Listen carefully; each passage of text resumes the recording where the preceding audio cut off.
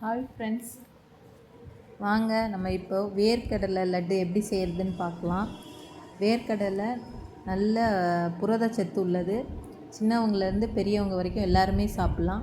பெரியவங்கன்னா ஒரு நாளைக்கு ஒரு இது எடுத்தோம், குழந்தைங்க ஒரு நாளைக்கு 2 கூட சாப்பிடலாம். அதனால் இதை செஞ்சு ஸ்டோர் பண்ணி வச்சுக்கோங்க. ஒரு 2-3 டேஸ் ஸ்டோர் பண்ணி வச்சுக்கலாம். அதுக்கு மேலே வச்சுக்காதீங்க. நல்லா வேர்க்கடலையை 1 கப் எடுத்து நல்லா ரோஸ்ட் பண்ணிக்கோங்க. ரோஸ்ட் பண்ணிவிட்டு தோல் நீக்கி அதை நல்லா தோலெல்லாம் எடுத்துட்டு ஆற வச்சுட்டு நல்லா தோல் நீக்கி எடுத்து வச்சுக்கோங்க. அதுக்கப்புறம் ஒரு மிக்ஸி ஜாரில் அதை போட்டு நல்லா கிரைண்ட் பண்ணி பவுட்ரு மாதிரி வந்துடும். அந்த கொஞ்சம் பவுட்ராக இருக்கிறப்ப ஒரு 2 டேபிள் ஸ்பூன் தனியாக அதை எடுத்து வைங்க.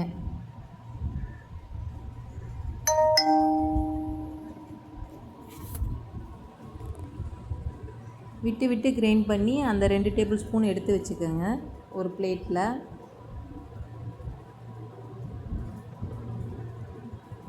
அதுக்கப்புறம் அதை கடைசியாக நம்ம சேர்த்து பிசைஞ்சிக்கலாம். இப்போ இதோட நல்லா கிரைண்ட் பண்ணப்போ இந்த கடலையில் இருக்கிற ஆயிலே வெளியே அதோட ஈரப்பதம் ஆயிரும் அந்த வேர்க்கடலை பொடி. அதுக்கப்புறம் இதோடு சேர்த்து நம்ம 1 கப் வேர்க்கடலை எடுத்தனால 1/2 கப் நாட்டு சர்க்கரை எடுத்துக்கோங்க.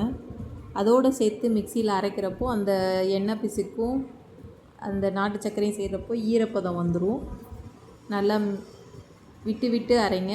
ஃபுல் இது கொடுக்காம விட்டு விட்டு அரைங்க.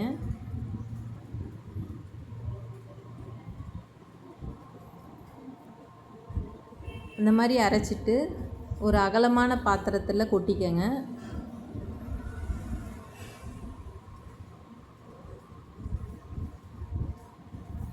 நல்லா அகலமான பாத்திரத்தில் கொட்டிட்டு நல்லா பிசைஞ்சு விட்டுக்கோங்க. எல்லாம் ஒன்று சேர்ந்து வர மாதிரி பிசைஞ்சு விட்டுக்கோங்க. அதுக்கப்புறம் தனியாக எடுத்து வச்சுருக்கிற அந்த வேர்க்கடலை தூளையும் இதோடு சேர்த்து கடைசியாக பிசைஞ்சிக்கோங்க. நல்லா இனிப்பு ஒன்று சேர்கிற மாதிரி பிசைஞ்சிட்டு நீங்கள் உருண்டைகள் பிடிக்க ஆரம்பிக்கலாம்.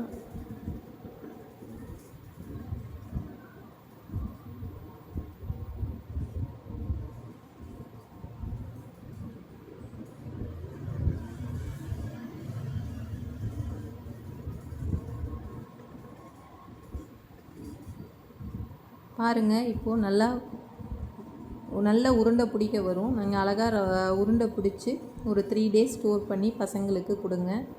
ஹெல்த்தியான ஸ்நாக்ஸும் கூட, சீக்கிரம் செஞ்சிடலாம். இதில் எந்த நெய்யும் எண்ணெய் எதுவுமே கிடையாது. நீங்கள் வறுக்கிற டைமும் அரைக்கிற டைம் மட்டும்தான். அதனால் கண்டிப்பாக ட்ரை பண்ணி பார்த்துட்டு சாப்பிட்டுட்டு எப்படி இருந்ததுன்னு எனக்கு சொல்லுங்கள்.